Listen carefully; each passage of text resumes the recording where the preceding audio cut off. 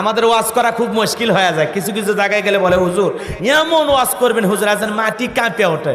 কেরে পাগলা, আমি কি ভূমিকম্প নাকি চিত্রাং কাঁপা বাড়াচ্ছি? কথা কন নাকি আপনারা?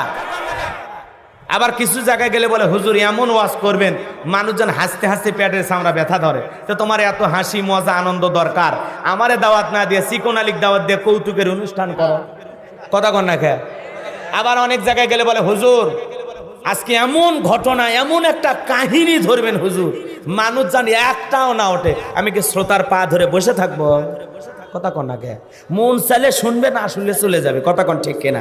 কারণ একজন মানুষ হাজারো মানুষের মন জোগানো অনেক কঠিন। কথা বলে না কেন? আমরা স্বামী আছি, বইয়ের মন জোগাইতে পারি একটা, আর এতগুলো মায়ের সন্তান, আমি কি পারবো সবার মন মতো ওয়াজ করতে? এই যে মাদারীপুরে গিয়েছিলাম, কয় হুজুর আজকে এমন বয়ান করবেন মানুষজন চোখের পানি ছেড়ে দিয়ে কাঁদে।